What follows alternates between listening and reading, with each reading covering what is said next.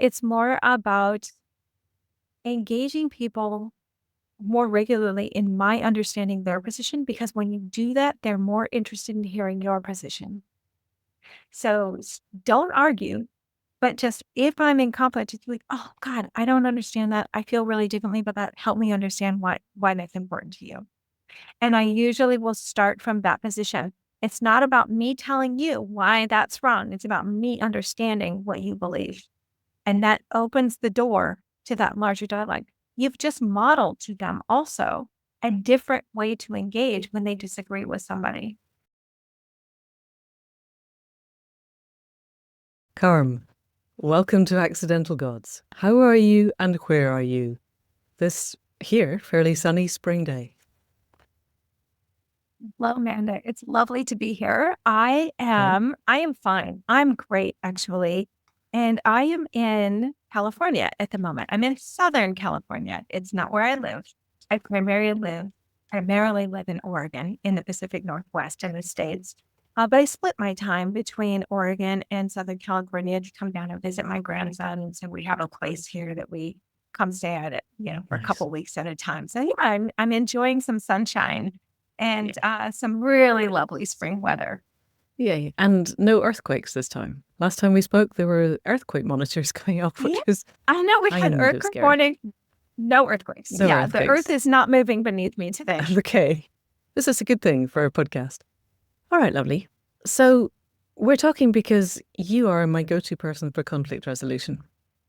And it seems increasingly important that we find ways to speak across divides. And so let's open that up. But let's start with how you became interested in this, how you got into it, how it became the, I would think, leading factor in your life. Or one of them. Oh, thank you for asking that, because, it's been a journey. Honestly, it's not conflict resolution and communication skills when we find ourselves in uncomfortable situations or dialogue isn't something that has always come easy to me. And it's certainly a skill that I've had to learn over the years. I came to conflict resolution late in my life. Most of my life leading up to going back to graduate school to study this was, I had a varied relationship with conflict. My usual response when I found myself in that moment where things felt very uneasy, my stomach would tighten. I felt like I was closing in, my heart rate starts racing. All of those things was to either shut down and kind of recede into the background or flee if I could, right? I would try in my best to get away from it.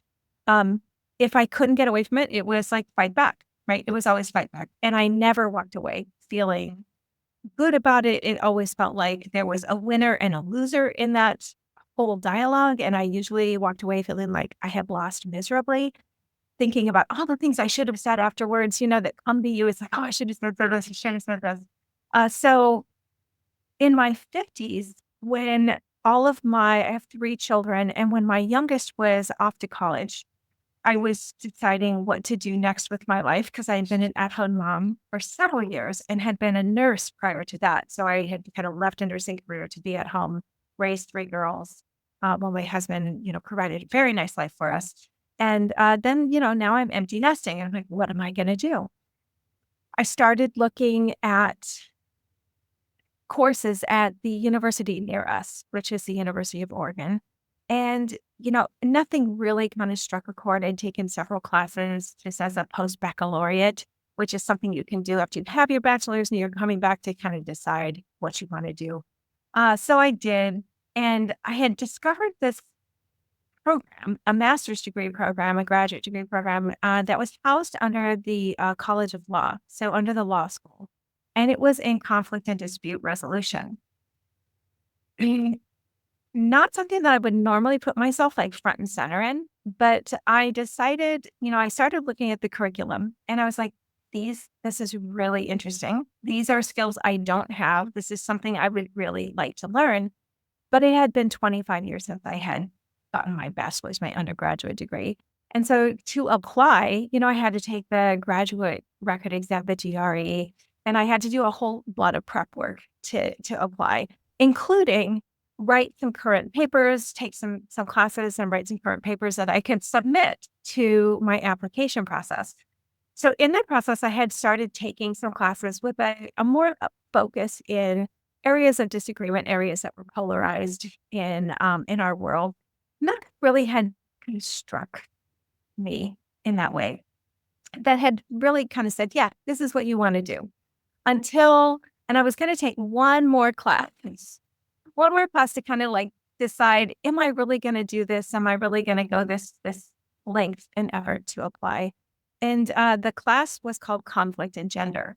Super interesting class. And so I'm sitting in a class with, probably surrounded by about 30 other 20-something-year-olds, and I'm like 50. So I'm like the old duck in a little duck pond, right? Yep. I'm sitting there, and one of the gentlemen that was in this class with me was a returning veteran, and he had served some time, a couple of tours in Afghanistan, and had served in active war duty. So he had seen and experienced a lot.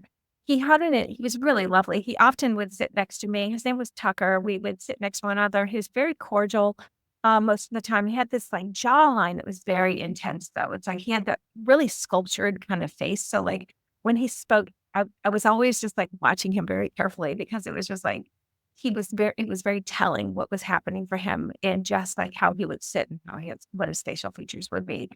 So, we're going along in class, and we are at the end of one class, and our instructor, whose specialty and expertise was in Eastern, like Israel, Palestine conflict.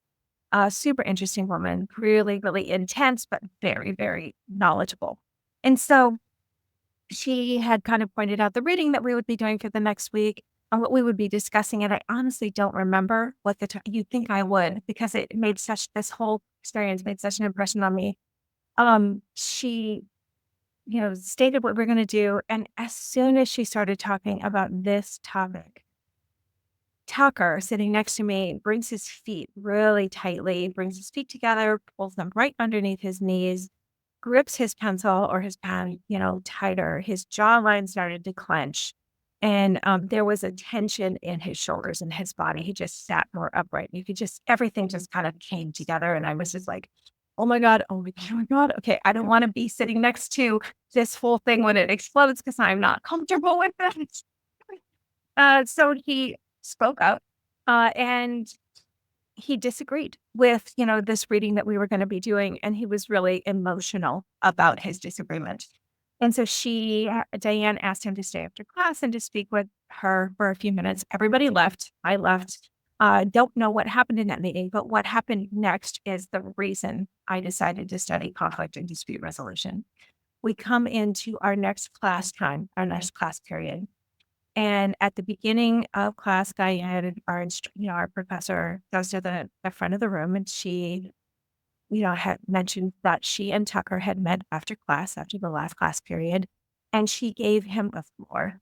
And she gave him the floor for as long as he needed it to express and tell his story of war and what his experiences were there. And he faced some extremely horrific situations, one of which he lost a very, very close buddy of his, whose body was then later used against them. And the other side had strapped bombs to it, and they couldn't recover the body. And it was an unimaginable situation. And then he also was expressing how he's looking into the eyes of boys and men his same age, who also are showing the same fear. And they are told that one another is the enemy, and the only way out is to kill the other person. And it's just like these unimaginable situations. And he was extremely emotional, and he was really vulnerable, and there wasn't a dry eye in the room. And I had never, up to that point, had a professor whose experience with war, experience with conflict, and her truth in it was very different than his lived experience. And she gave him that platform, respected it, didn't try to change what he felt or what his experience was, but just actually listened to his experience to understand what it was. And still then we proceeded with the class. But it gave him his voice. It gave him this opportunity to feel heard and understood. And he was able to really like share something with us that was incredibly personal and visceral to him. When I saw that happen, I don't even remember the rest of the class. I don't, because all I remember in that moment was that's what I want to learn to do. That's what I need to learn to do. When somebody really emotionally disagrees with me, that's the tool I need to develop. And so that's how I ended up applying and doing conflict resolution. Right. Thank you. Thank you. And even in that, there's so much to unpick. So let's continue a little bit on your story, because I came to know you through the Functional Breeding podcast, Functional Breeding Collective. And you were presented there as someone who helps to mediate different sides of what feel like really quite intense differences of opinion within the dog world, like hybrid dogs versus pedigree dogs, purebred dogs, and that kind of thing. Positive reinforcement versus whatever else, whatever it is we call the not positive reinforcement, and people get really worked up about those. And now we're in a world where geopolitics is getting to the point where everybody has to take a side, it feels like. And yet, it seems to me, as I understand it, the only way we're going to get through this as a species is if we learn to talk to each other across these ever-widening, ever-deepening chasms. So in your training, now let me take a step back.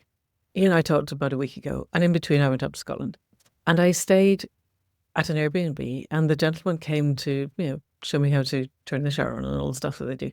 And we talked about whatever was happening in the world at that point. And within 2 sentences, it was really clear that if I stand on one side of this divide, he was a long way on the other side. And I remembered all the stuff that I've been reading, all the books that you told me to read. And there wasn't a part of me. I was very tired, and it was quite late, and I had driven a long way, and I could not bring myself to do so tell me more about that. Or please tell me why you think it's really good. Never mind why he's that would be me. It wasn't. I just held my breath and didn't say anything, because I had internalized that the kinds of conversations are, what is this about? How do we feel about this? And who are we? And what it seemed to me he was doing was establishing his tribe, which was not my tribe. And once I'd established that, it just seemed easier to step back. But that wasn't helping the world. I was aware that here was an opportunity for me to ask more, and I just couldn't bring myself to do it. So I'm really interested in your process of getting to the point where, let's look at what the principles are of really connecting. And then how do we do the internal work to get to a point where that feels even doable, never mind actually feeling okay?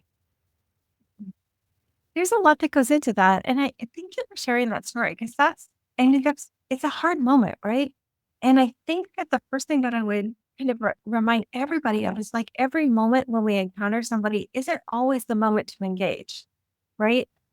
You were tired, you recognized there is a division here. He was very clearly stating his position, who he is, what he aligns with.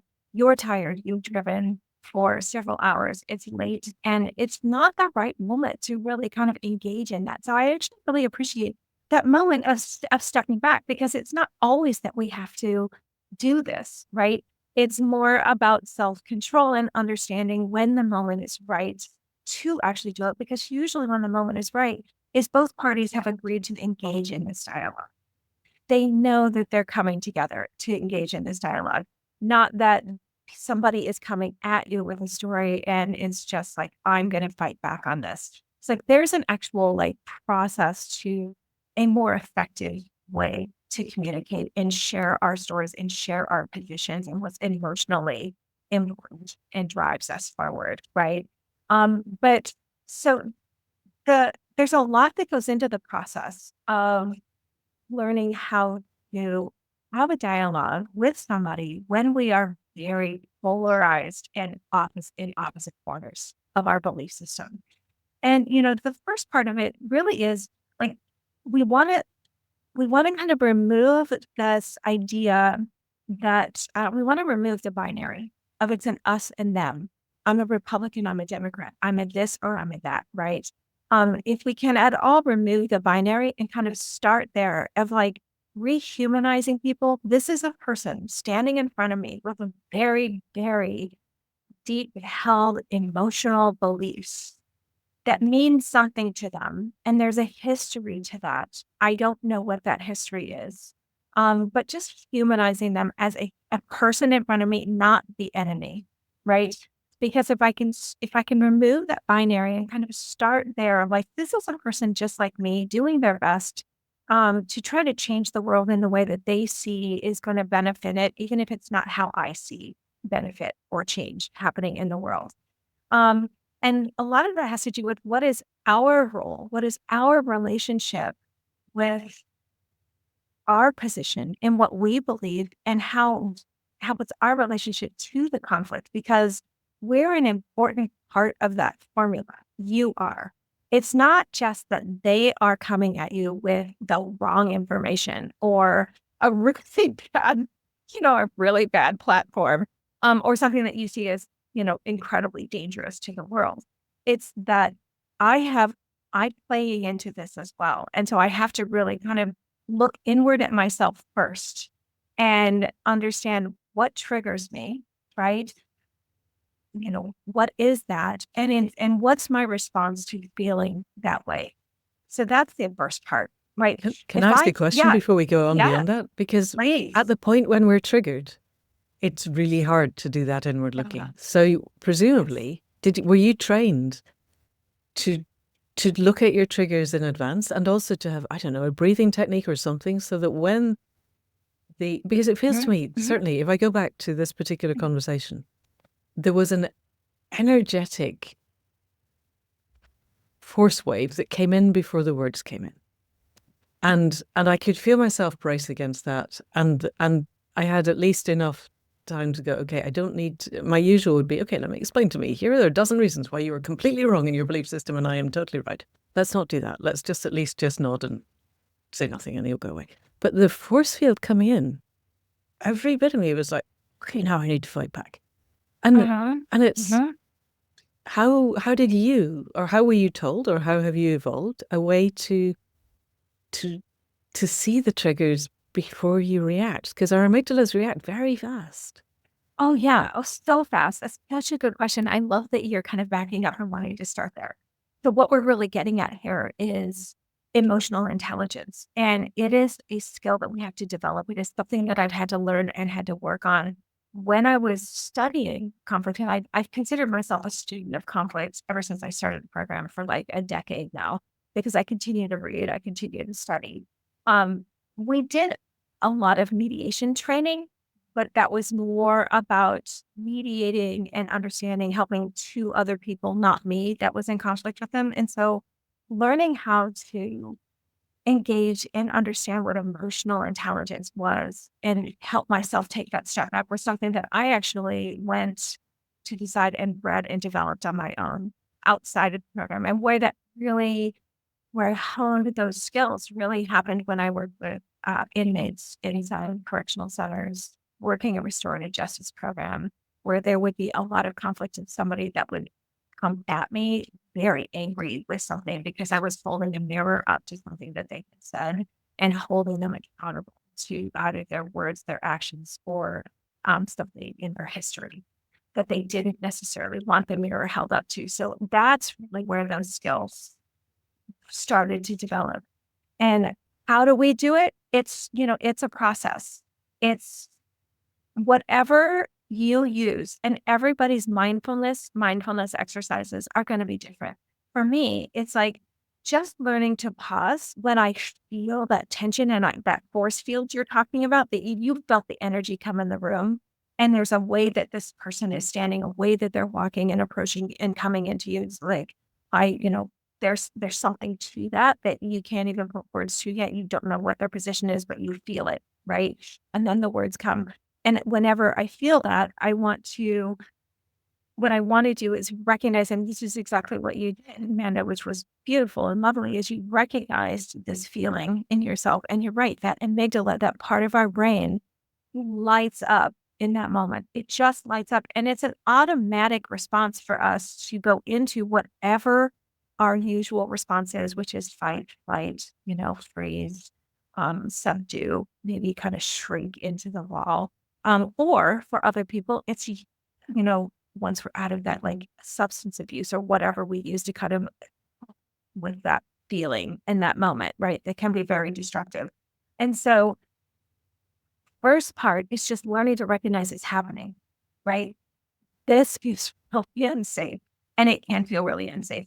This feels unsafe. This feels scary. This feels big. This feels whatever it is in the back of your brain. Immediately, that part that wants to put the gas pedal to the floor and just fight back. If that's your initial response, if that's what your go-to response is, that's where we have to learn to kind of like, once we notice that, just take a few breaths. I usually in my head will count to 10 backwards, start taking some deeper breaths, slow my brain down, just slow that part of my brain down that wants to fight back or wants to flee, and just sit there in the moment. And it may not be the right time, like what you found. It may not be the right time to engage, right?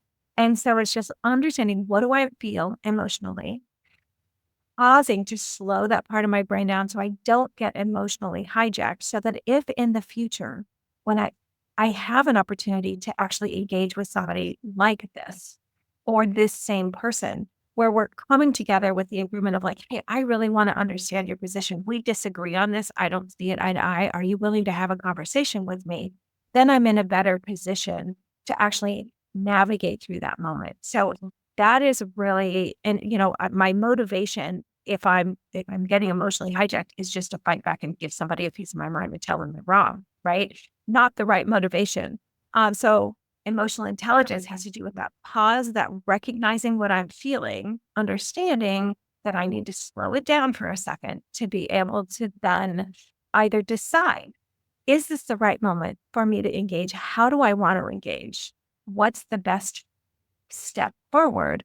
Or, because once I'm emotionally hijacked, anything that I would hope to gain from that interaction is going to be lost. Okay. Right. Then it stays in high conflict. Yes. And so many things we could unpick from there, but one of the keys was that good conversations, generative conversations, both sides have agreed to be there, and both sides are there without wanting to change the mind of the other, which also seems to me quite hard. Again, we think the world is going to hell in a handbasket. Both sides think that, and both sides think they have the answers.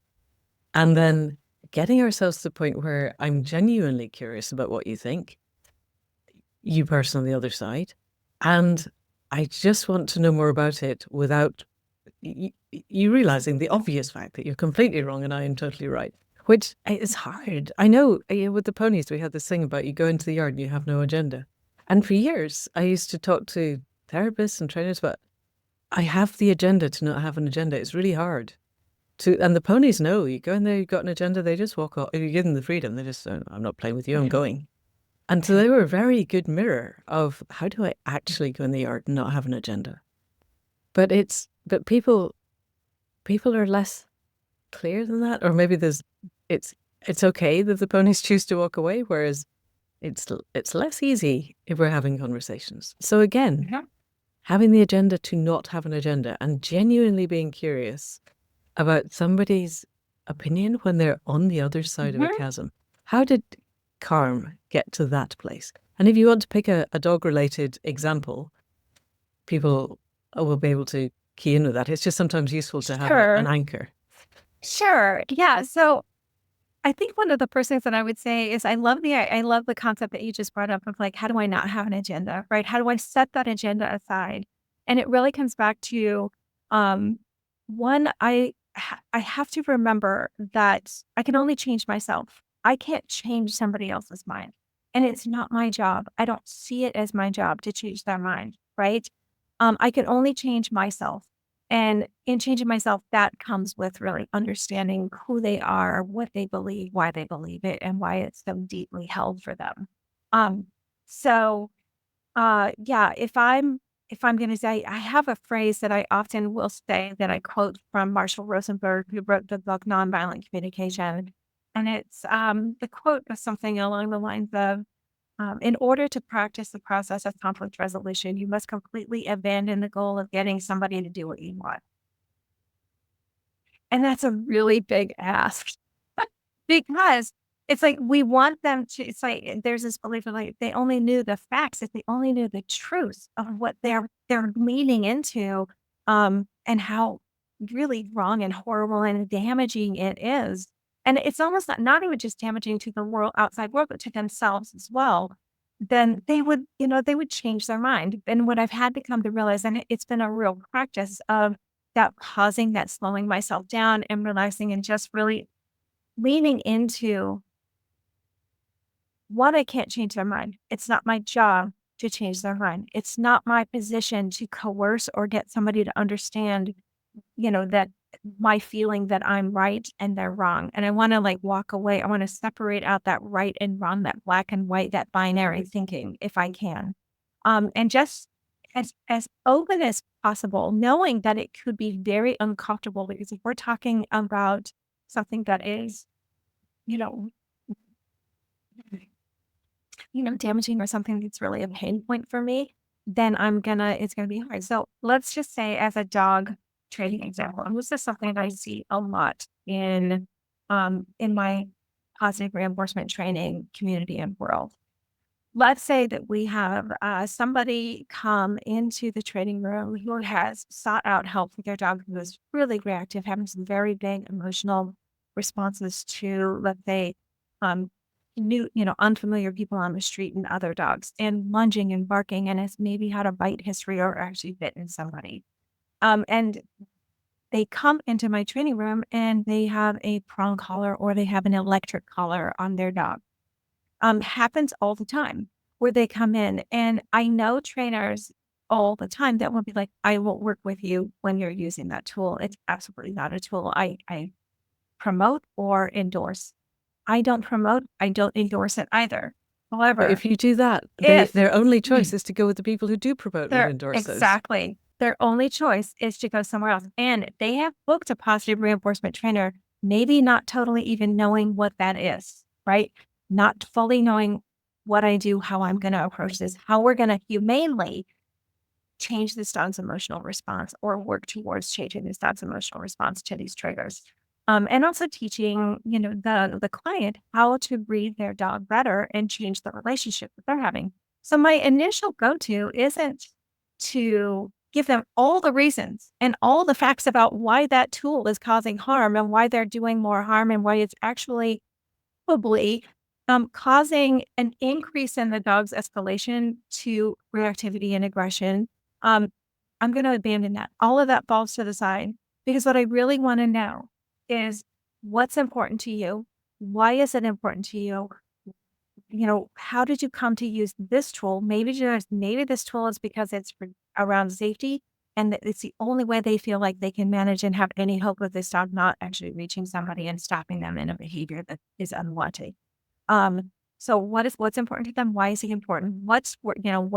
How do they lean into this tool? Is it working?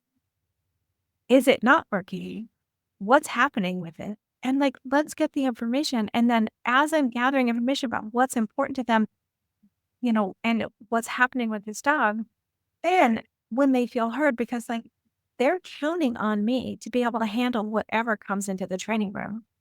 And if that is a pain point for me, every time I see a dog on an e-collar or a prong collar that somebody's yanking on really hard, really quick, and the dog then just tenses and, reacts even faster to the next trigger, then if I'm, so quick to not hear what's happening for them, then I'm going to lose my opportunity to help the dog and help them.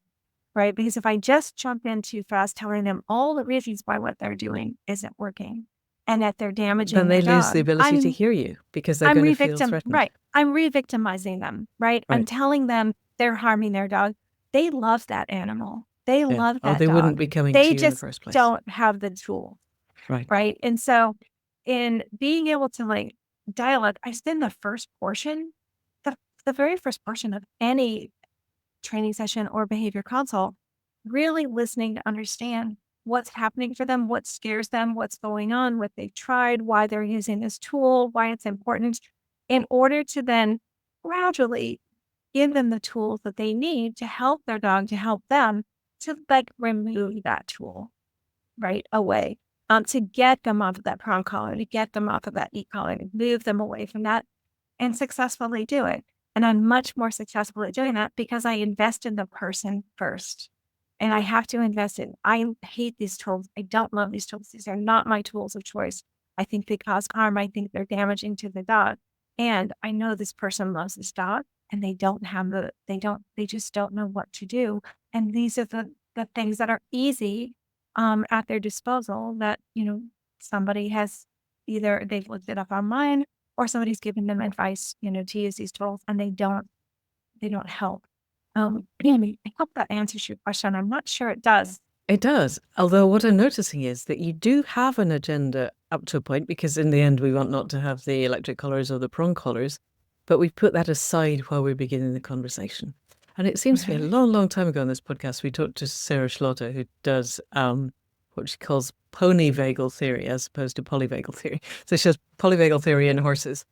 And she talked about people and horses needing to feel they're feeling heard and getting gotten, as in, I really get who you are. I really understand you. And I'm with my body language and all of the non-verbal ways that we communicate, as well as the verbal ways, I am on your side.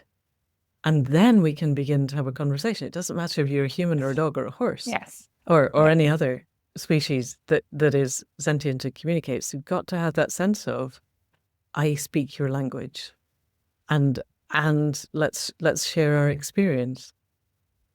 And I'm remembering back to various of the books that you suggested I read, which I will put into the show notes. And How Minds Change by David McCraney. And he was particularly looking at, there's a lot of different things he looked at. People leaving things like the Westboro Baptist Church. So people leaving really deep, deep tribal things and moving into a completely different intellectual space. And they were able to do it because they had belonged to one tribe, but they got another tribe that felt like a safe space that they could move into. And I'm wondering, other than the fact that this is a thing, it's not, how do we evolve this politically? There were other options, there were other suggestions in How Minds Change, but what I'm noticing is there's a lot of people doing really, really good work where they go and have one-to-one conversations with people. And we're still at a point where the side that's interested in the continuation of complex life on Earth does not seem to me to be running the show at the moment. I'm trying to follow my own train of thought. A long time ago, again, we spoke to braver angels on the podcast who were really lovely.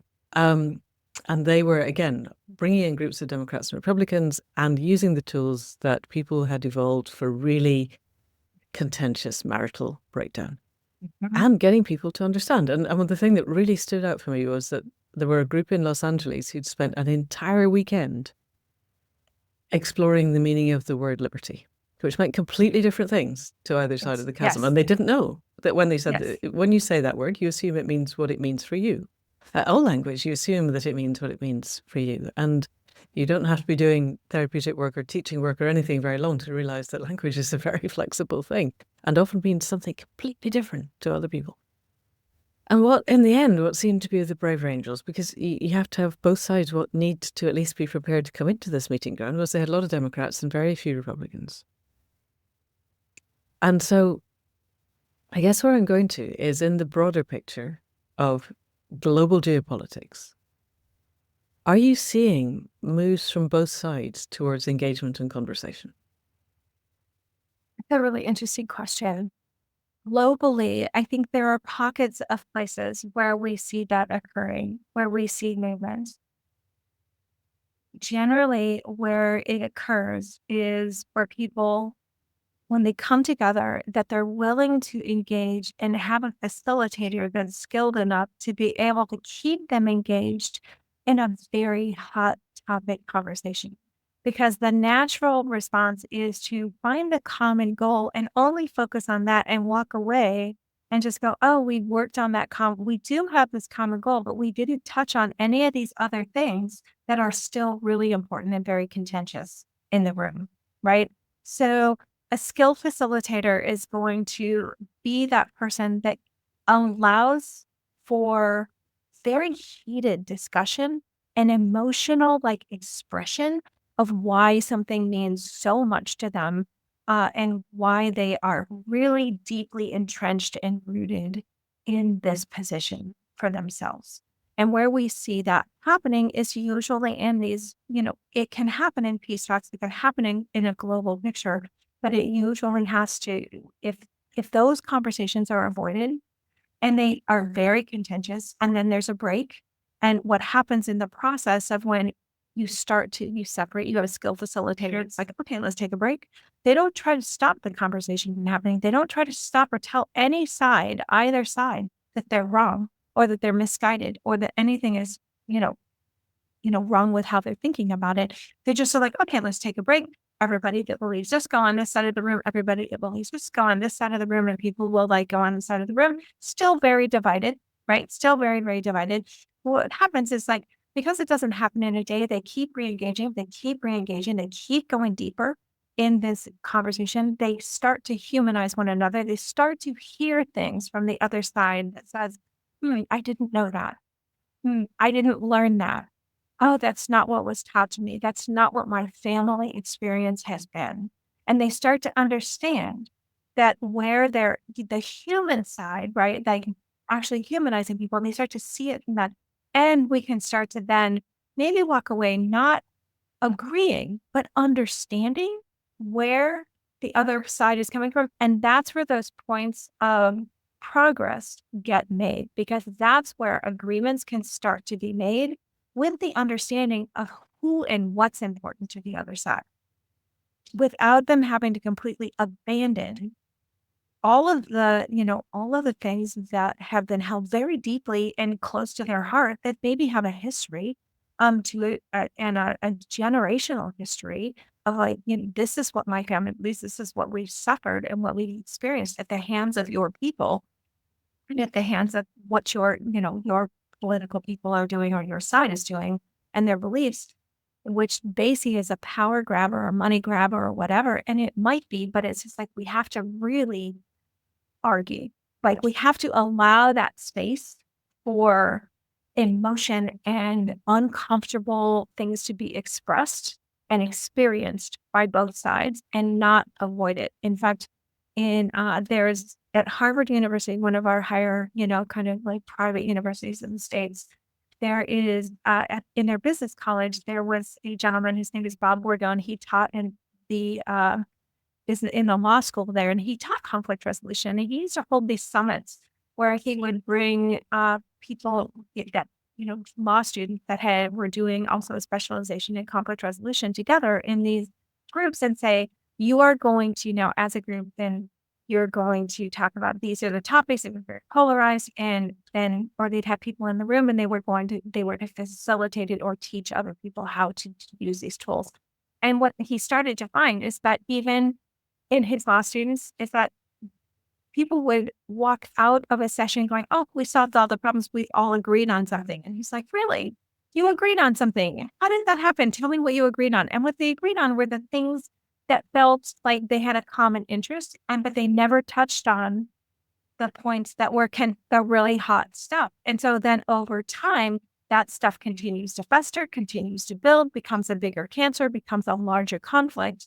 And so we have to allow for this conflict to actually happen in a facilitated way, that where somebody is just like, it's okay to be uncomfortable in this. It is okay to be angry. It is okay to be emotional, and we'll take breaks. But the point being, in that, we still have to come back together and have to hear one another. And that's where a skill facilitator allows that to happen, doesn't allow it to go too far, and then breaks and brings everybody back, if that makes sense. Yeah, it totally does. And so what he found is, he's like, I have to rethink what my students are doing, because they're avoiding the thing that needs to be talked about. Right. Because nobody And likes being in conflict. nobody likes it. Exactly. And so we always want to ask ourselves is like when we're going into a contentious conversation, or maybe it's even with my grandmother who has this certain belief about, an example of like maybe she thinks that all the Confederate statues in the States that were like years ago being, taken down by groups that felt like this, promoted slavery, it promoted white supremacy, and a belief that we shouldn't want to hold in the States as and memorialize these people. But for her, it had a different meaning, right? For his grandmother, and they would have these very difficult, things. And what we really want to, like, before we go into it, like, ask ourselves, like, you know, what's important to me? What do I think is going to be? What's important to me, and this? Why do I believe it? What's important to her? What do I think is going to be important to her? And then, am I willing to sit and really like engage in this and learn from her and learn like why it's important? Because I'm not going to change her mind and abandon that goal of changing her mind that she's wrong. And then what happens when that uncomfortable conversation happens over time? They don't agree. They don't see eye to eye, but they do understand one another better. And it changed their relationship because they're able to respect one another's perspective, knowing they hold different viewpoints on this, and that's okay. It's okay to hold different viewpoints. It's just not okay to be at odds where we aren't able to actually understand why we hold these viewpoints. And when that understanding starts to happen, that is where the shift starts to happen towards progress, towards collaboration, towards working. So globally, where this starts to happen is usually in smaller groups. And we all interestingly saw this happen more when women started coming to the table in negotiation versus men, because they negotiate differently. Right, right. There's a Right? tendency to want to build consensus instead of trying to find zero sum. Yeah. Which is, Yeah. Really interesting. And like if you find yourself in a really hard moment, I always want to ask myself, like, if what I think I want to respond with, does it need to be said? Does it need to be said by me? And does it need to be said by me now? okay. Oh, that's an And interesting one. maybe it doesn't need to be said by me now. And maybe I Right. just need to listen a little bit more before I dive in with, does it need to be said? Right. Okay, that's really useful. Does it need to be said at all? Does it need to be said by me? Is there Me? someone else? That's Does it need to be said by me at this moment now? correct. That's really Correct. interesting. It's very similar. I'm remembering back in my 20s when I was suicidal, and I had a very similar, do I need to die this moment now? No. Can I get through? Yes. I was an anesthetist at that point. Can I gas the next dog? Okay, yes. Or can I get through to lunchtime? Yes. And they're really useful. Shaving down. Yes, they are. I'm in my 60s now. I'm still here. But shaving down the what matters and whose priority is it? But I'm still thinking, really interesting example of the statues, because what we're trying to get to, you and I, or what I've internalized from the books that you recommended, was let's not make conversations a zero-sum game. It isn't, Yes. and yet statues are either there or they're not. That Yeah. is a binary thing. Uh-huh. And if they're there, they're going to upset all the people who see them as lauding slavery. And if they're not, they're going to be seen as an assault to the people who want to maintain their heritage and their history, or whatever it is. What happens under those circumstances? How do we get around the binariness of some things? Yeah, I think that the best way to get around the binary, like winner loser kind of attitude or belief system, is really in taking that step back and humanizing the other person. So when I started working with inmates and I started doing restorative justice work with inmates, and I'm a dog trainer. Every Monday night, I would drive an hour to go into a medium security prison and work with this group of 20 some guys that had done some pretty horrific things in their past. And then I would, and I'd heard some really terrible things. I had heard some really traumatic experiences that had happened to them. And, we worked through this. And the people on the outside that I worked with in the dog training industry would be like, I don't understand how you can do that. And they would binary them into, those are terrible people. Those people are bad. And they're right. Those people are in there for a very specific reason. However, just labeling somebody as bad dehumanizes them, which is what the whole incarceration system in the US does. It completely dehumanizes somebody. It strips them of their identity. It strips them of who they are. They have to be uniform and they have to follow all the same rules. And they're told when to get up, when to eat, when to sleep, when to go into the yard, when to do all of these things. They have no independent thought and they're actually penalized for it. So they're stripped of anything that is really personal to themselves. And then there's little cliques and groups that happen and gangs that happen on the inside. But much of that binary thinking it causes the binary picture to actually cause a deeper divide. And what we need to do is we need to start seeing people as human beings. And if we can humanize somebody that we feel is the enemy or we feel is evil, as hard as that can be, if we can actually humanize them in some way, then we're going to make more progress. We're going to be able to close that divide towards conversation, maybe not agreement, but we are going to be able to converse. And the longer that we stay divided in a binary way, the further apart we're going to get, the harder it's going to be to come back together because the divide becomes its own echo chamber that is dangerous on each side. Because there isn't a good echo chamber that happens on one side or the other. It's like those echo chambers can be just as damaging. And so it's really, we have to learn to take a step back and start to ask ourselves, God, I wonder who they were. I wonder what happened to them that made them feel like this was their only option or this was the path that they took. Where did that turn start to happen? What was going on in their life? What happened? I want to know more about who they are, in order to be able to remove that label of you're evil or you're bad, or it's a binary belief system, if that makes sense. It does. I'm still thinking of statues, yes or no. Where it's taking me though is I'm remembering Audrey Tang, who was digital minister of Taiwan, and they had an Uber yes or no.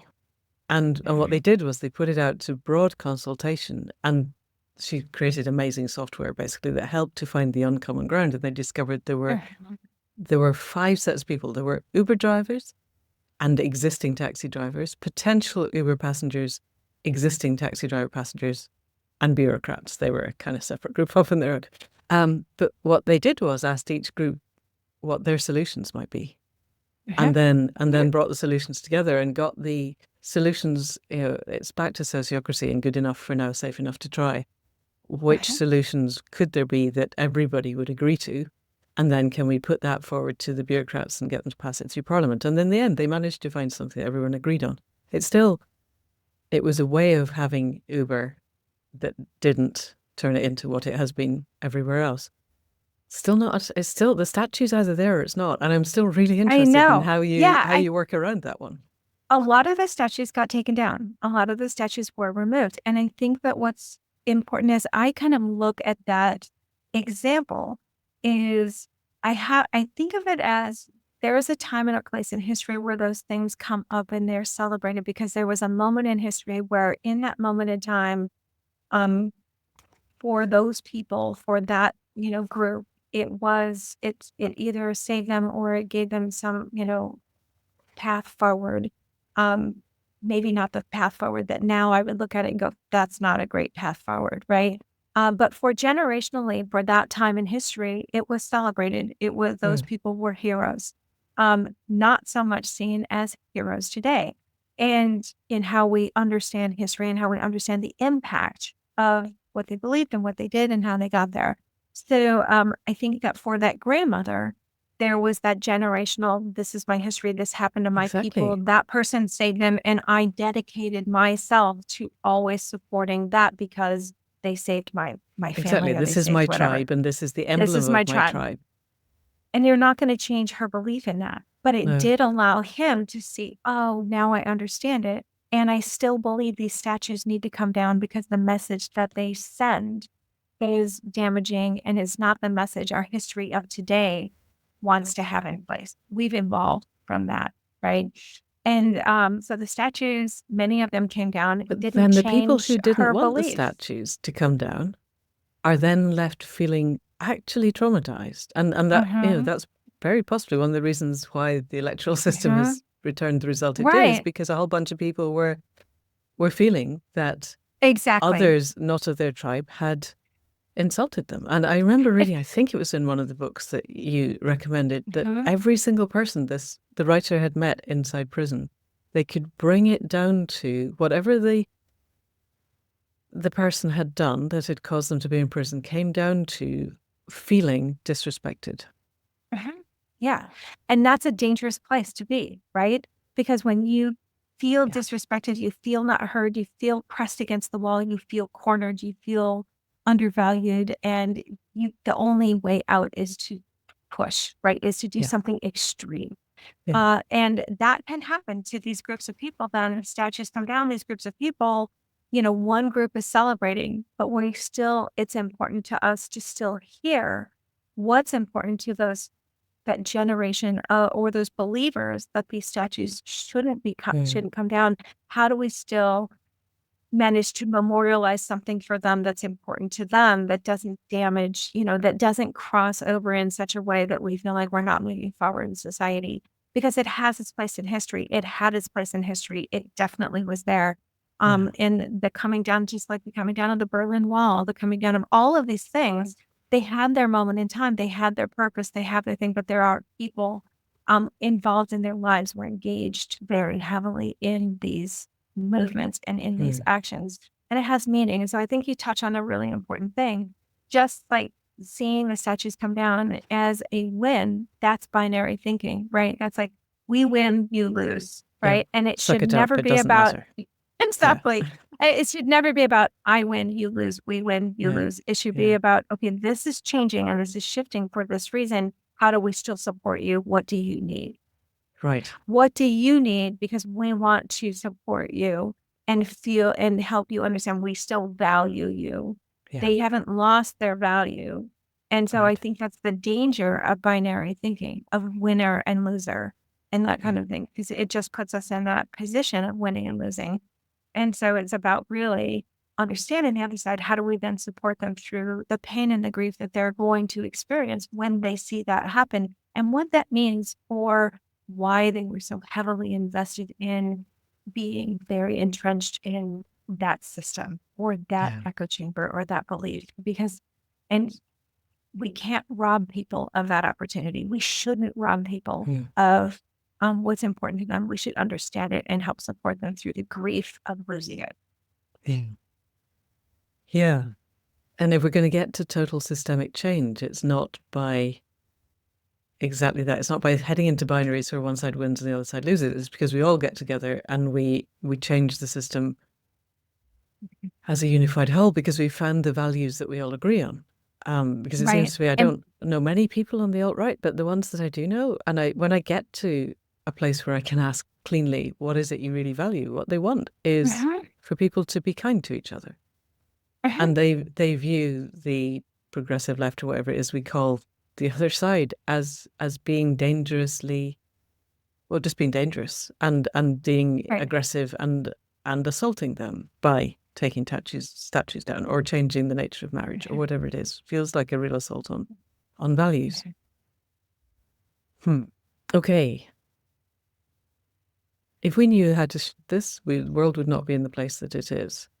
Exactly. I mean, I would go, Carm, how do we fix this? But if it was an easy answer, we'd be fixing it. We wouldn't be having a podcast about it.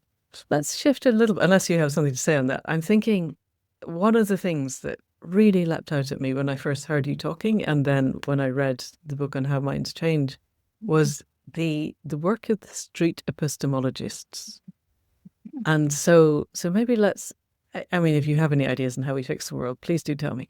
And I think, we have the local conversations, but you could have conversations with people who want to converse, and that seems to me getting progressively harder.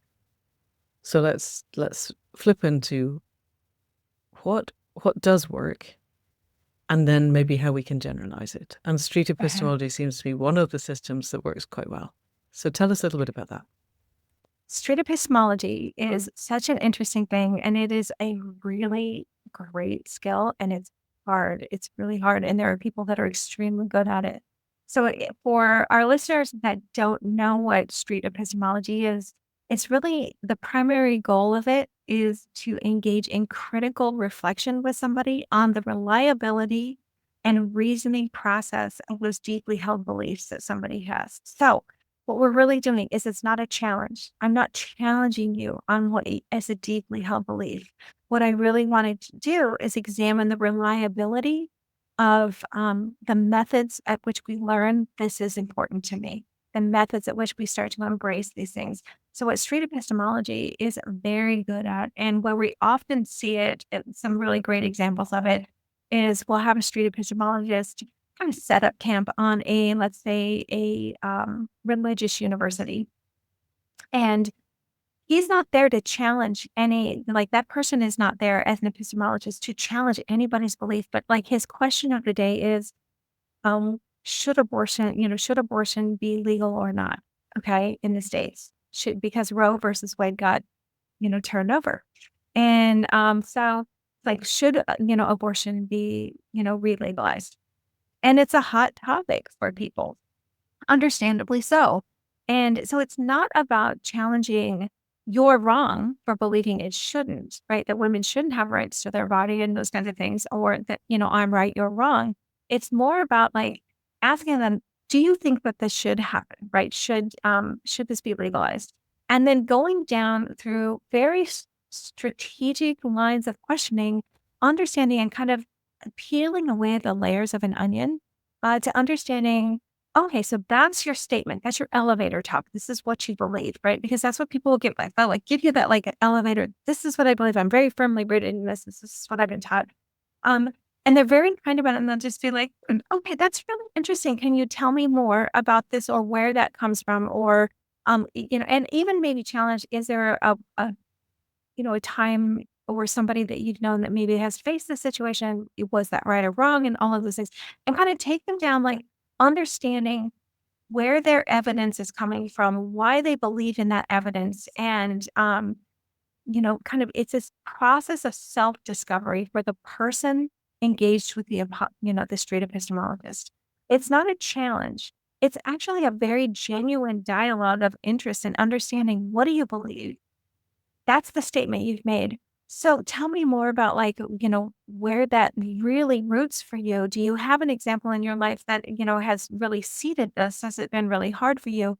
All of these, and it's just like unraveling where people's belief systems come from, what they use as evidence to believe it, and why they lean into it. And what often happens in these situations is in these conversations, people will like start to recognize that like, what I believe, I'm always asking myself, what do I believe? Why do I believe it? And what if I'm wrong? Right. And so they haven't really gone through that process. So I'm asking them, what do you believe? Why do you believe it? And I'm not asking, what if you're wrong? But they kind of come to that on their own. Sometimes they don't. Sometimes they feel very good walking away going, that is exactly why I believe this. And I still feel very deeply committed to that.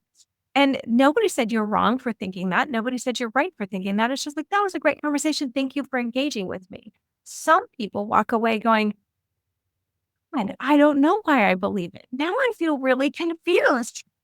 Now I'm not really sure. And let me walk away and think about it. And the next time that epistemologist shows up on that campus, oftentimes those people come back and they're like, hey, last time you were here, we talked about this and I've thought about it a little bit more. Do you mind if we talk about it again?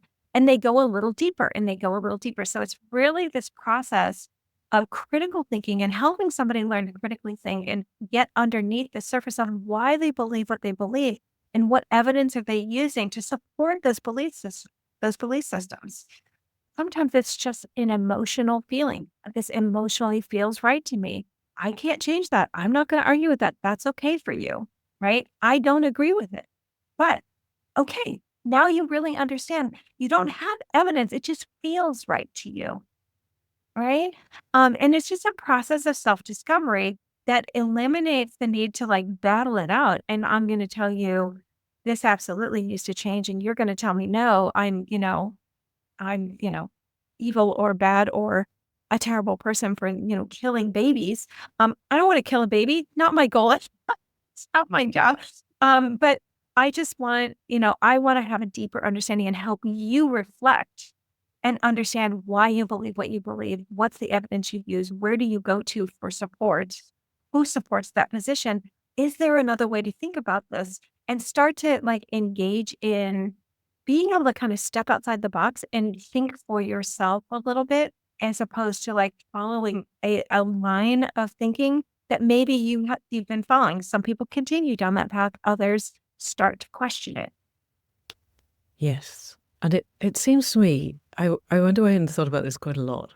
My understanding of human cognition is that most of our decision making is made at limbic level, and then we do post hoc rationalization where our cerebral cortex layers on, tells us reasons that sound good to us of why we made a decision that actually was made at a really, really deep emotional level. And it seems to me that what street epistemology and other things like that are doing is clarifying that pathway a little bit for us. And in some cases, it seems, reading their website, reading the book, that there is a really interesting building block, sometimes missing, between the deep amygdaloid feeling and the cognitive stuff we've layered over the top. And that when we see that gap, it allows our cognitive mind to override or to change or to shift the colors of or the textures of the really deep emotional stuff.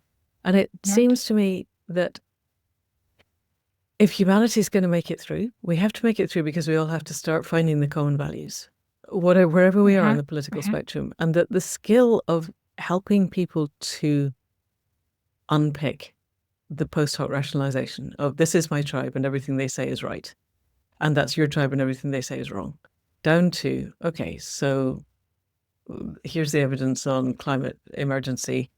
What do we actually think about it? Is really critical. And that's a place where shifting the global narrative or shifting the hegemonic narrative or offering people narrative options feels really important, partly because that's my thing. And I think narrative options are really important anyway, but maybe I'm employing post hoc reasoning on why that's important. But does that make sense? Does that seem to you what's happening? It makes perfect sense. I think one of the things that epistemologists do extremely well is looping. And what looping is where somebody will state something or they'll start to express why they believe what this deeply held, belief in something. Epistemologists will loop and just essentially rephrase and just go, before we move on, and I want to make sure I am understanding you correctly. I want to make sure I got it, right? And they'll loop back the general thing that was just said. And what happens in that process is the person has the opportunity to go, yeah, that's it. And the epistemologist doesn't move on until they get that, yeah, that's it. Because if they're like, no, you didn't hear me correctly, you're misunderstanding me, then oftentimes nobody's really asked them before to explain and go deeper into why they believe something and to where that comes from for them, where the support comes from, where all of that happens. And so if they get no, that wasn't quite it, then they go like, oh, okay, so help me understand it, right? Like, what did I miss? They have an opportunity, that person then has an opportunity to revisit how they're expressing and explaining what they believe, which takes them deeper into their own process of why I believe this. And they'll loop this back and forth until they get, yeah, nope, that's it. You got it. And he's like, okay, great. Let's go on. Then help me on, let's move on to this next piece of it. Right. And the best part of what an epistemologist does is they're very skilled at one, not challenging somebody, very good at active listening. They're listening to understand. They're not listening to respond. And in their responses, they're looping to understand deeper, which helps that person go through the reflection and the personal reflection to understand their own position better. Sometimes it reinforces their position. Sometimes it makes them question their position, right? And I agree with you. I think that we should have the license to have different narratives. We should have the license. I'm not who I was when I was 20. I'm 61. I am not who I was when I was 20. I don't want to be who I was when I was 20. We evolve as people, and we need to allow ourselves the opportunity to find those commonalities, but leave space for where we disagree. Because commonality, if we only lean into where we have these commonalities and we can make some progress forward, that progress is going to get stopped if we don't still allow space for conflict that's going to then get added. We can layer it into the process of moving forward. So we need to be flexible in our narrative. We need to allow ourselves that flexibility. Um, you're not who you were when you were 35. I'm not who I was when I was 35. I've evolved, I've changed, I've developed, I've grown. Um, my core beliefs have changed as a process of evolution of how I understand myself and who I surround myself with, where my support systems come from, what's important to me, what I've said isn't good for me. And I've been able to like set that over here and not revisit it because it's damaging to me, those kinds of things. So I think that what you're talking about is really important here. And it's really one of the things street epistemologists are probably best at that I think we could all learn from. Yes. So what I'm hearing, and I hadn't really put it all together before, is in the looping, we're ironing out the differences between language apart from anything else. This is back to 48 hours spent discussing the meaning of liberty. If I were able to feed back to you what I think I heard, and it isn't what you meant, then we can begin to hear. Then I begin to get to know you better as a human being, and vice versa. And what I'm really feeling that I hadn't got before again is, in my fairly blocky understanding of cognitive neuroscience, there are broadly dopamine-based and serotonin-based reward centers, and the serotonin mesh is enduring and additive, and is what we look for. Francis Weller says we've never really got over our expectation when we're born. When we look up from the firelight, we'll be in a circle of 40 pairs of eyes that really care about us and respect us. And that if we grew up in a whole and healed culture, I would go through various rites of passage in which I would learn who I am. I would have pride in who I am, and that pride would arise by the fact that I would feel respected by people for whom I feel respect. We'd have that mutual respect. And that void will never be filled by dopamine. It doesn't matter how many boxes from Amazon, or how many rockets we send to Mars, or how many elections we win. The dopamine blips are never going to fill that lack of that serotonin. And that what we get when we are able to talk in a way where I can reflect to you what you said and you can reflect back to me what I've said is a sense of mutual respect. And I'm thinking, and this wasn't in the books, and I'm throwing it at you to test it, that what happens is that the people who go away feeling well and good about this are the people who feel they've been heard and respected by someone they are learning to respect, because we don't come at each other in a binary, this is a debate where one side is going to win and the other side is going to lose.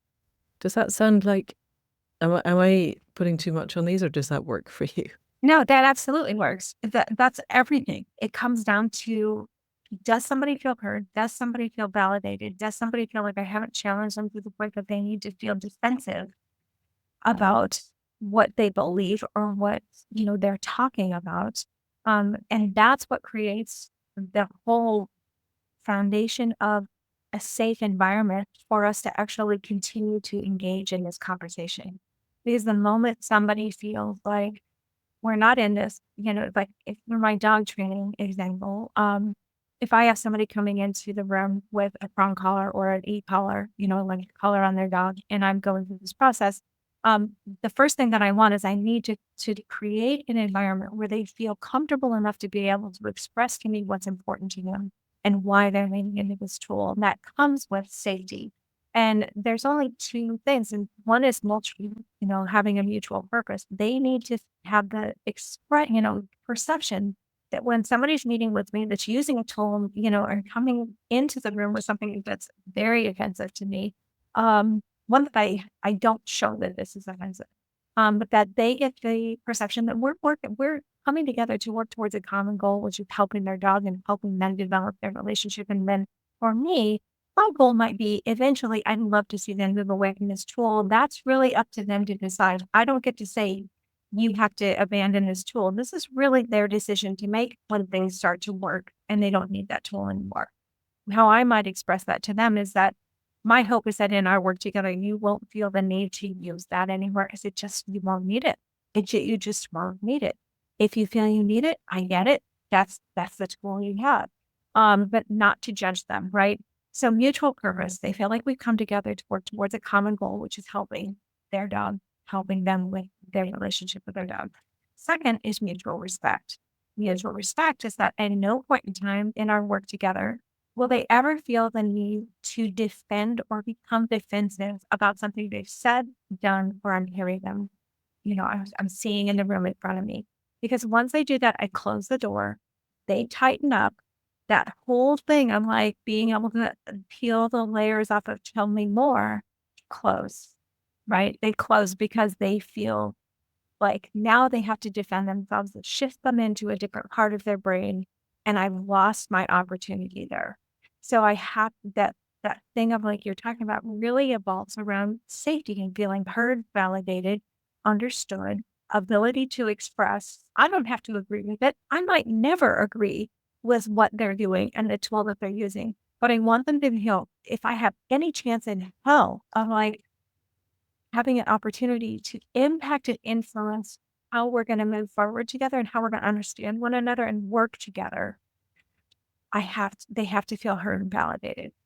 And that's exactly what you're talking about here. One of the other things that I often lean into is when people, because this is hard. This is hard work for people. Opening yourself up in this way to a stranger for the first time, like not an easy ask. I will often lean into in an uncomfortable moment, generally if we're like at very opposite, sides of like what we believe here.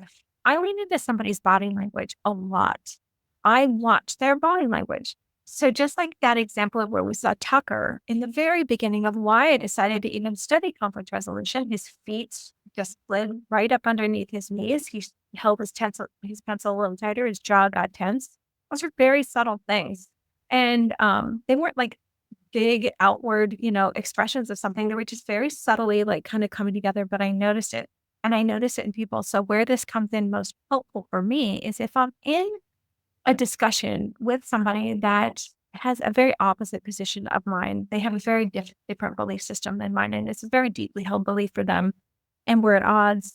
If they say something and we're in discussion and I'm looping for conversation or for confirmation, let's say, and they're just like, they say, yeah, no, they're like, yeah, that's it. But their body language is telling me it's not totally it. It's not it.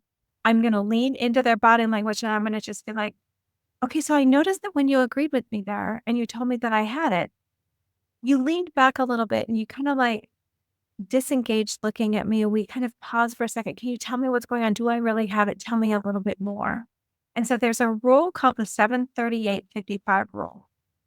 It was coined by a psychologist. His name was, I can't believe, Moravian, Dr. Albert Moravian, way back in the late 1960s and 1970s. He was at a Southern California University professor conducting a couple of studies on how emotions impact how we actually communicate. And what he found is that 7% of what people are saying is what they're verbally saying is giving us 7% of what's emotionally happening for them. The tone of voice that they're saying it in gives us 38% of what's emotionally happening. Now, that's 45%, right? So that's 45%. If we're only looking at what they're saying and how they're saying it, the tone of voice that they're using, we're getting less than half of what's actually emotionally coming out from them. So if we look, the other 55 shows up in their body language, and it really shows up when they're saying one thing, but their body language is saying another that disagrees, is in conflict with what they're saying and how they're saying it. I lean into the 55% and I'll ask a deeper question. I'll go there. I won't move on because there's something unsaid there. And sometimes they're saying it because they're like, I'm not sure I'm comfortable engaging in this further. I'm not sure I know how to express it. I'm not sure. And it's that safety. I have to maintain the safety. And I'm just might be, what's coming up for you because I noticed that when you did that, you told me I had it, but I feel like I don't really have it totally. I feel like I'm missing something. What am I missing? And I'll ask them and they'll go a little bit deeper, but they won't go deeper if I haven't actively listened, if they don't feel heard and they don't feel validated. I lose it altogether. So it's a true skill in being able to like watch what's happening in the room holistically and engage with people with putting the binaries aside, putting assumptions aside, not labeling people, not doing any of that. I just want to know what your experience is because I can't help you if I don't understand. Right.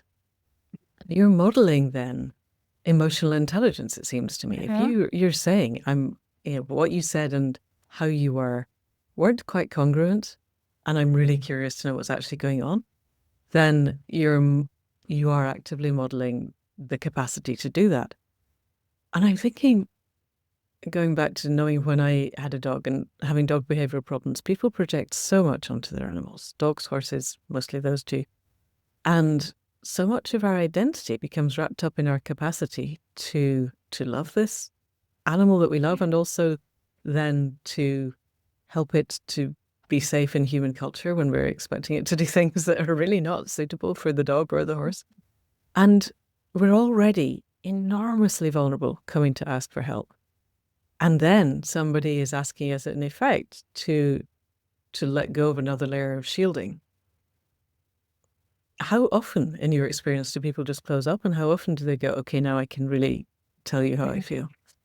Well, I'm pretty practiced at this. And so when I started dog training, I started with conflict resolution in my back pocket because I became a trainer as a kind of a result of doing prison animal programming research during my master's degree. And that was the thesis that I defended. And so it's led me into the dog training world and becoming certified in positive reinforcement. And so I felt like it's interesting because I felt like these were tools I always engaged in. When I had somebody come into my training room, this is what I did. I thought everybody was doing it, Amanda. I thought I was the last person to actually understand it and learn it. Like, God, I'm slow to come to this. And then when I started to realize this, I was going to professional conferences, is that nobody was doing this. No. And you'd like think in the positive reinforcement world that they would, because they understand cognitive neuroscience. But it's still hard. No, it's still really hard. And so what I started to see is like where trainers are getting really frustrated is because they're not asking the right questions. They're not setting up the room correctly. They're engaging in binary thinking. They're offering up all these facts and figures too fast to tell people why something isn't working, which is re-victimizing them and telling them that they've just made terrible decisions for the animal that they love. And on the flip side, saying, I'm so glad that you're here. And it's just like, well, you just told me I'm terrible over here. I don't feel really great about leading into this. And so what you get is a counterfeit yes. What you get from these people is like, yeah, I'm really interested in engaging in this kind of training. And they don't follow up. They don't follow through. You don't get results. You lose your opportunities. And I thought I was the only one. So I've always done this in my training world. And it's, I don't know how to do it any differently. And I honestly don't think I want to know how to do it any differently. No. But what I find also is what we find in the dog world is for some dogs, people will come to us and say, my dog bit or my dog attacked out of nowhere, no warning signs. Most time, there are some warning signs that they just don't know how to read. Yeah. But for some dogs, they do lose their warning signs because just like people, they've been suppressed. when we continue to flood them with experiences that are too triggering and too hard for them and nobody's listening, they lose those warning signs and their only response is to bite. So we subdue all of those go down. They get pushed down because nobody listens to them. Yeah. Nobody's hearing me. Or they punish them for giving the warning signs. Exactly. So we lose them and then they bite and we have no warning signs. And it's a terrible result. And it can happen to people too. When we aren't heard and we aren't validated, and we aren't reinforced, when we aren't given an opportunity to express what's truly important to us and feel heard, then why engage in it? We just keep pushing down, and we go into our identity groups that support our belief systems, which polarizes us further. Right. Gosh. Oh, this feels like a whole other podcast, but let's just go down this route. Not the identity groups polarizing, because I think we know that, but I'm so interested in how you came into a training world of positive reinforcement trainers. So for people listening to the podcast, that means we're giving a reward, a reinforcement for a behavior. It's often a food reward. It's sometimes a play reward. There are different levels of reward, but we are usually quite good at timing. I've actually backed off using positive reinforcement with the horses for various reasons, but mainly because it's really hard to get the timing and the clarity of food now, not food at other times, so you don't have a horse that's continually on food seeking. With dogs, it's much easier, my experience is. So we're giving a reinforcement and we're seeking to enhance the behaviors we want and hopefully de-escalate the behaviors we don't want. And the opposite of that often is positive punishment, where we actively suppress behavior, which has its own fallout. As my trainer, I trained with Alex Kurland, and she says, punishment has its fallout. Be very careful. Or there's a whole field of negative reinforcement, which is I take away the things that you don't like, and that helps you to do what you want to do. Let's not go into Skinner quadrants at the moment, but what my experience in the positive reinforcement dog and horse world was that there were quite a lot of people who were really quite good at timing and delivery and the mechanics of positive reinforcement, and really, really, really bad at reinforcing people. So they would be really hard on their students and get brilliant results for the animals. And that then reinforces you go into this thinking, I'm really not a very good trainer, I don't know what I'm doing. And you come out of it absolutely certain that you're not a good trainer and you don't know what you're doing. And that's not actually very helpful. And then once I found people who didn't behave like that, my world completely blossomed. So given that as a baseline, given the world that we're in, everyone listening to the podcast wants to be the best trainer of themselves and the people around them that they can be, in a way. We want to show up in the best way that we possibly can. What we've got so far is we listen to people. We come with as much of a non-agenda as we can to things that might be boundaries. I'll do that again. Sorry. Producer, cut that bit out. We come insofar as we can without binaries to agendas that might be zero-sum. We listen to people with full attention whenever we can, and we check that we've heard what they said instead of what we thought they said or what we would have liked them to have said. And I think one of the key things that I got from you is that do I need to speak now? Is what I want to say need to be said at all? Does it need to be said by me? Does it need to be said by me now? And something that you said to me last time we spoke was another acronym by one of the writers, which was WAIT, which is why am I talking? Which exactly is what I used with that guy was, why am I talking? No, I'm not going to say anything because the only reason I'm talking is to engage in conflict and I don't want to do that. So is there anything else? Have I summarized reasonably? This is a loop. And is there anything else that people listening can bring to their everyday interactions to help move the whole of humanity into a more aware emotional space, I guess? Yeah, it's a really great question. Thank you for asking it. I think we touched on a lot of those pieces, and I think that the short answer to that would be, if you find yourself in a situation where you want to engage in an argument or something, one, asking yourself those questions: why am I talking? Doesn't need to be said. Doesn't need to be said by me. Doesn't need to be said by me now. And is my motivation here really, am I going to engage because I want to understand? Am I listening to understand? Or am I only listening to respond? If I'm listening to respond, then I need to take that step back and disengage, because we haven't come together in a moment where we're going to be able to have a really genuine dialogue with humility and understanding. So there's a time, like we said, there's a time and a place, and you did a beautiful job of disengaging with that Airbnb gentleman because it wasn't the right time and place. Why am I talking? Why am I engaging? Nobody's set up for success here. We're not set up to have a really genuine dialogue. So I ask myself, in this moment, am I listening to respond, or am I listening to understand? And if I can find myself in a place where I'm listening to understand and ask deeper questions that help me understand more, instead of just responding back with like my position, then if I'm listening to understand, great, I will go forward with that conversation. If I can answer that question of, am I listening to understand or respond? If my answer is respond, I'm going to say, I'm going to walk away from that moment and just be like, disengage, because it's not the right moment. It's not my job to change somebody's mind. I'm not going to do it. It's not going to be successful.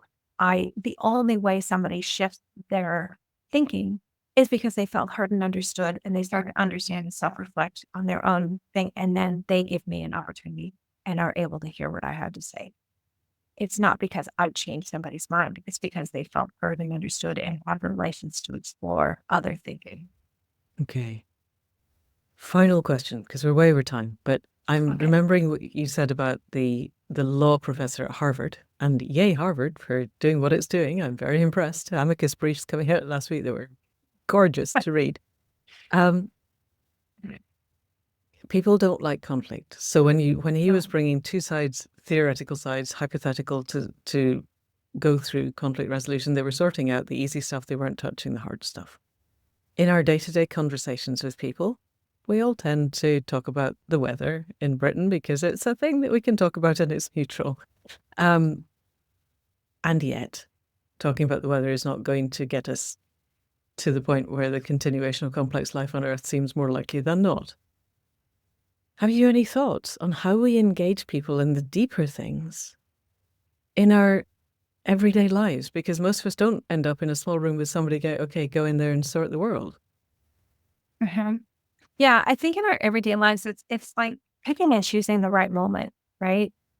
Because if I am engaged, and it depends on what's my relationship with this person. If this is a stranger, it may not be somebody that I'm able to create a situation where we're going to have a deeper dialogue. There might be time restraint, there might be time constriction, those kinds of things. So it's like really picking and choosing your moment. So in the real world, if I'm at a dinner party and somebody wants to engage, then, and I'm just like, are you really interested? I'm really interested in knowing more from you. I usually start with like not asking them if they're interested in hearing my perspective. I will start with, I'm really interested in understanding more about like that thing you just said. And engage with them and then ask them, are you open to hearing? I don't quite see it that way. Are you open to hearing like why I don't see it differently? I don't want to disagree with you. I just see it differently. Right. I'm not here to fight with you, but pick and choose your words and your moments carefully, because every moment isn't the right moment for I'm going to engage in this. Because I feel like this is my way of globally moving, like the pieces on the chessboard, right? It's more about engaging people more regularly in my understanding their position, because when you do that, they're more interested in hearing your position. So don't argue, but just if I'm in conflict, it's like, oh God, I don't understand that. I feel really differently, but that help me understand why that's important to you. And I usually will start from that position. It's not about me telling you why that's wrong. It's about me understanding what you believe. And that opens the door to that larger dialogue. You've just modeled to them also a different way to engage when they disagree with somebody. Right. Yes. Which is critical and crucial and brilliant and wonderful. It's hard stuff, but positive reinforcement is for people also, not just for animals. That's and true. I think we forget that. Even in my industry, we forget that. And we can be very terrible to one another. And we have to work at that. And so it seeps its way into every part of life. Yeah. And hearing someone and reflecting back to them is massively reinforcing. Fantastic. Okay. So one conversation at a time. When we pick the right conversations in the right circumstances with the right people, we can change the world. Carm, that was so wonderful. Thank you so much. Thank you For coming onto the podcast and for giving us your Easter Monday. That's wonderful. Thank you so much. Thanks for having me. It's been glorious. Thank you.